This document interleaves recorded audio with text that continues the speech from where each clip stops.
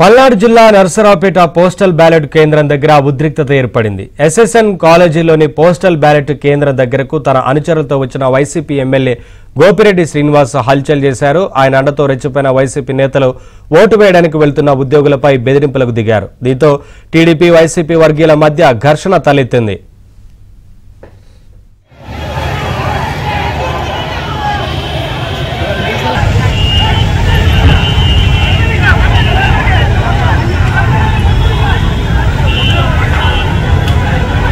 రాళ్ళు కనిపించట్లా ఫోన్ పెట్టి త్వరగా రికార్డ్ అవట్లా. ఇరు వర్గాలు రాళ్ల దాడికి దిగారు. వైసీపీ వర్గీయులు పోలింగ్ కేంద్రాల దగ్గర ఉన్న పోలీసులను సైతం నెట్టివేశారు. అటుగా వెళ్తున్న టీడీపీ నేతల కారును ధ్వంసం చేశారు.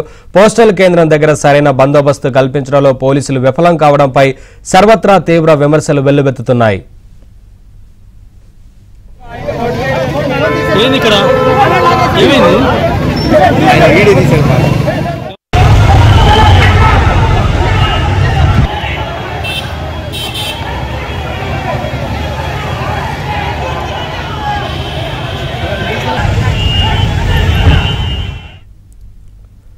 అప్డేట్స్ మా కరెస్పాండెంట్ సాంబశివరావు అడిగి తెలుసుకుందాం.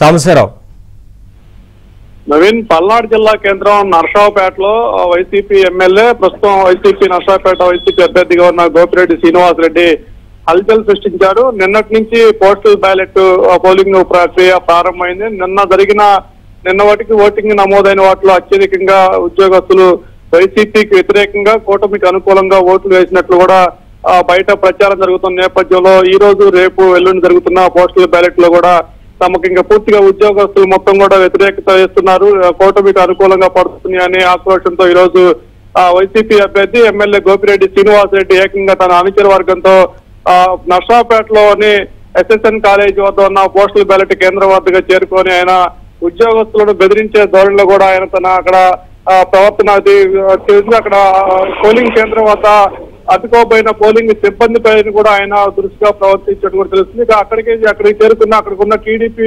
వర్గీయులు కూడా ఇక్కడ అభ్యర్థికి ఎమ్మెల్యే లోపల వెళ్ళడానికి వీల్లేదు, బెదిరింపు ధోరణికి పాల్పడుతున్నారని అతనికి ప్రశ్నించిన నేపథ్యంలో కూడా వారిపై కూడా తిరిగి దాడులు పాల్పడిన పరిస్థితి. ఈ దాడిలో టీడీపీ వర్గీయులకు చెందిన ఒక వాహనాన్ని కూడా వైసీపీ వర్గీయులు, ఎమ్మెల్యే వర్గీయులు ధ్వంసం చేయడం జరిగింది. తొలుత ఎమ్మెల్యే వచ్చిన సమయంలో పోలీసులు చూస్తూ ఉన్న అనంతరం గొడవలు స్టార్ట్ అయ్యి వాహనాన్ని ధ్వంసం చేసిన తర్వాత ఇరు వర్గాలు రాళ్లదాడులకు పాల్పడుతున్న నేపథ్యంలో పోలీసు ఇరు వర్గాలను చెదరగొట్టి ఎమ్మెల్యేని అక్కడి నుంచి పంపించేసిన పరిస్థితి అయితే ఉంది.